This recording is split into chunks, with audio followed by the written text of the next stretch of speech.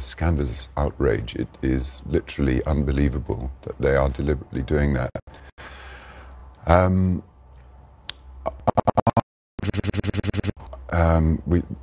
We aren't going to get them back, honestly. But the least that we hope for is that we could have their bodies back. And in some cases, because there are no witnesses to the death of an individual, the families don't even know if they're dead or not. And the Red Cross isn't being allowed in. The Turkish army won't allow them in, the International Red Cross. I'm going to bring in Eva, if I may, on that point, about whether, in fact, your son is dead, Eva. Do you know for sure? No, we don't know for sure. There are no evidence. There were no eyewitnesses, and obviously don't have the body. So we don't know for sure. Since such long time has passed, I think he's dead. But some of our friends and family still believe that he may be alive, and this is just a very strange situation when you cannot even mourn properly. So. Yeah. The Icelandic government tell us that your son's case has been, quote, a top priority for them. They have, it would seem, they have done a lot through diplomatic channels. They've contacted the Turkish foreign minister to try and raise the issue. Turkish authorities said we'll do everything in our power to find him. Also, the Icelandic Prime Minister raised this with Angela Merkel of Germany seeking assistance of them. But they say no information has been obtained about what happened to your son. Well, I think they really want to help us. And this is not only about that, it's also about breaches of international law. And I think that should be addressed. But I have also asked them to, first to contact the Turkish media that said that the Turks had Hauku's body and they were going to repatriate it. Okay. And they refused to contact this media and ask them where they got this news from. And also now I want them to contact the Turkish authorities and confront them about this. Why are the bodies still lying there? And I think diplomatic channels are maybe not the best way to do that. They tell us that the Turkish police advised them only to use diplomatic channels, and I really don't think that the Turkish police is the best. I mean, the best people to get advice from in this case. Mr. Campbell, I don't know what you think the British government is doing. They say to us, Foreign Office, we have no consular presence in Syria. Our ability to help is extremely limited, and they want to remind people not to travel to Syria. It's against their advice. They're putting themselves at considerable risk. They have a consular presence in Turkey. They could do a lot more. What are you calling on them to do? I want our government, I don't know about other governments, Icelandic government, I don't know what they've been doing, but I know that our government has been doing virtually nothing. I know that the Foreign and Commonwealth Office said that they would exert pressure on the Turkish government. I haven't heard anything for 2 months since Anna's death was reported. What I want them to do, and Erdogan, the Prime Minister of Turkey, has been received in London with a red carpet, despite the fact that these atrocities are going on. Decoration of dead bodies, people being dragged around, dead bodies being dragged around on ropes at the back of trucks, women fighters being raped, killed, and their bodies being cut up. You can see all this on the internet, but our government is turning a blind eye to all this, and I want them to be held to account for what they're doing, and also for the general picture. There is a genocide going on in Syria. The Kurds have been on the receiving end of horrendous, outrageous treatment by all the various groups in that area, and now the Turks, which are armed by the British government.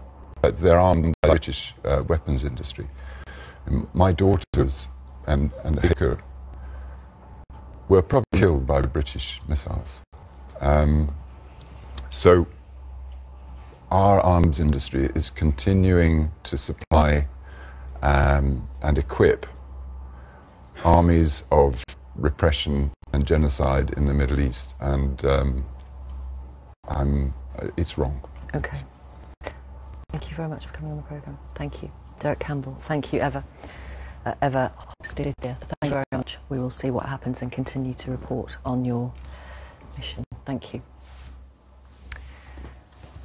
Coming up a little later on in the programme, a report into the Grenfell Tower fire says there was a race to the bottom in building safety practices. That just out in the last 15 minutes.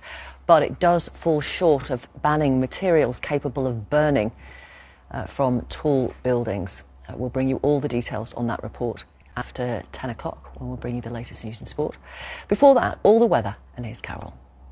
Thank you, Victoria. Good morning. Well, after a chilly start, the temperature's rising quite nicely now, and for most of us it's going to be dry, pleasantly warm. It's not going to be as cold as it was from yesterday, and we'll have some long sunny spells, largely because high pressure is dominating our weather. Not much in the way of isobars on this chart, so not as windy as yesterday, but we will have an onshore breeze, especially in the southern part of the North Sea coastline, and that will pick back the temperature a little bit. We've also got areas of cloud floating around, so hazy sunshine, sunny spells really will be the order of the day. A wee bit more clouding up as we go through the course of the afternoon, but nothing to write home about.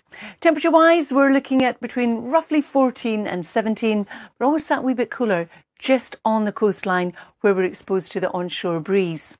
Now, as we head on through this evening and overnight, some early evening sunshine to look forward to. But as we go through the night, what you'll find is under clear skies, it's going to be chilly. Not quite as chilly as the night just gone, but chilly nonetheless. Cold enough across northeast Scotland and northeast England for a touch of frost. And at the same time, we've got a weather front approaching from the west. It will introduce more cloud into western areas. And by the end of the night, we'll be starting to see some spots of rain getting into the west of Northern Ireland and the Outer Hebrides. So tomorrow, after a fine, dry and sunny start, we'll have a wee bit of cloud across East Anglia and the southeast that will melt away, but the cloud building in from the west, again turning the sunshine hazy. Temperature-wise, up to about 18, maybe 19, but still cool on the North Sea coastline, especially the southern flank of it.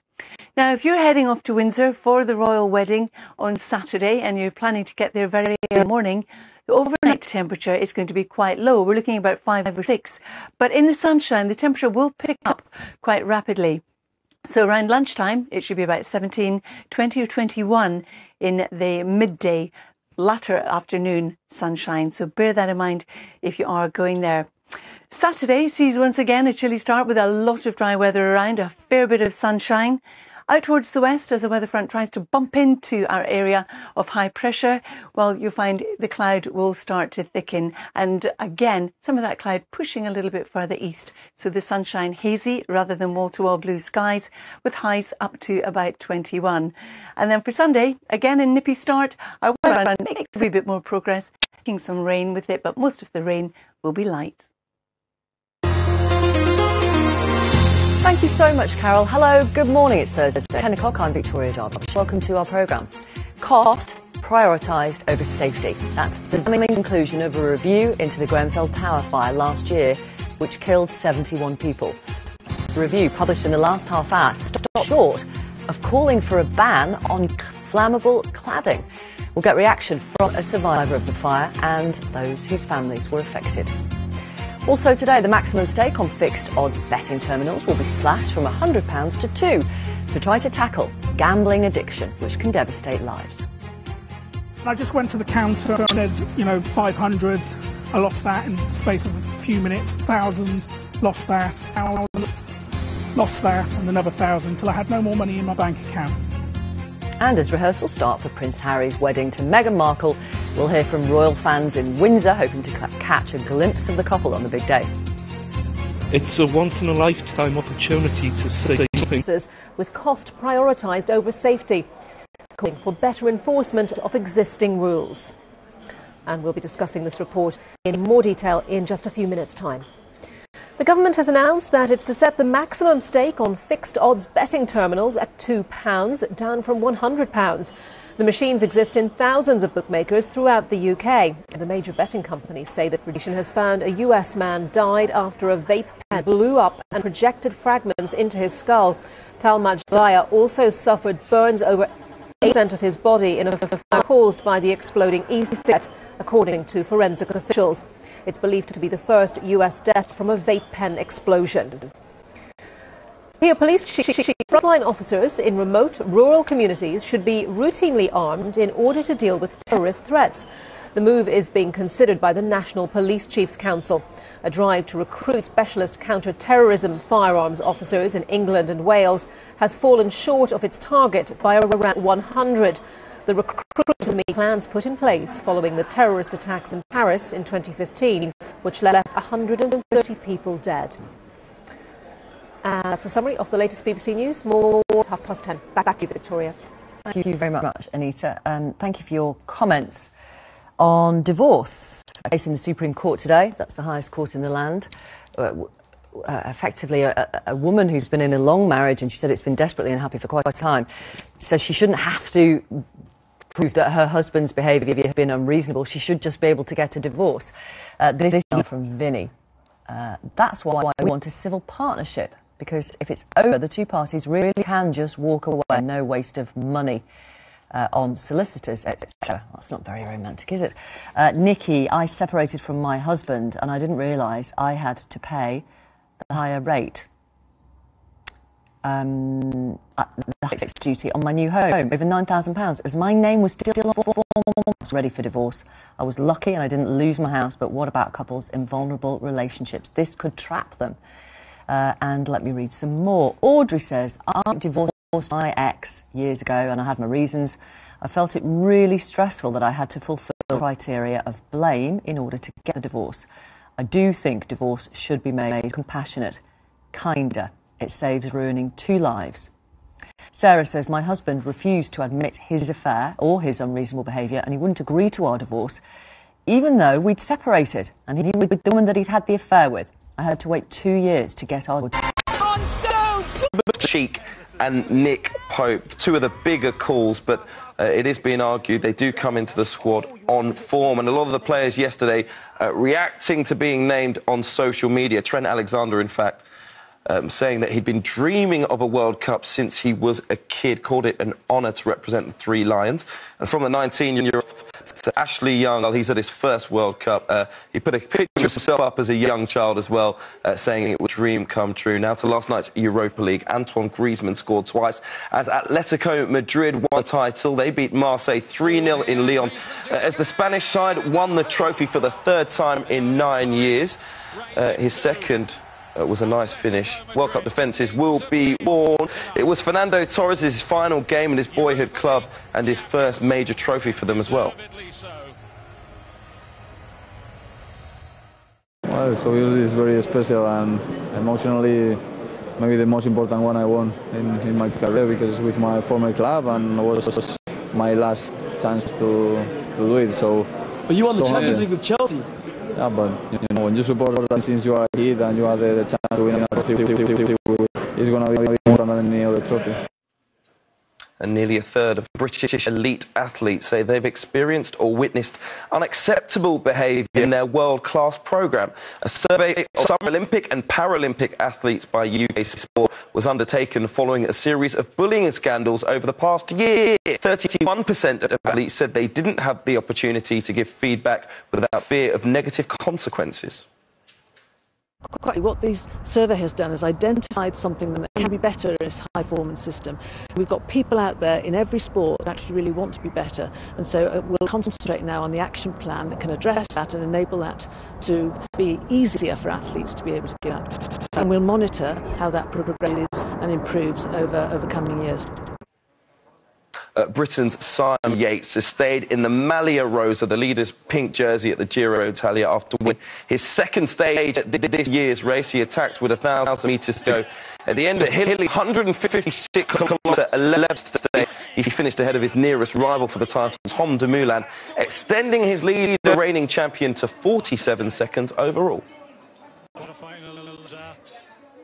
And British number one, Johanna Konta, is getting underway against the French Open champion, Jelena Ostapenko, in the round of 16 at the Italian Open. A reminder, you can listen to that one over on BBC 5 Live Sports Extra right now and follow it on the BBC Sport website. That's all for now. We'll have more later in the hour. Cheers, Hugh. Thank you so much. It's 10 past. We're going to talk much more now into that review into the Grenfell Tower fire, which, as you know, killed 71 people in West London last year.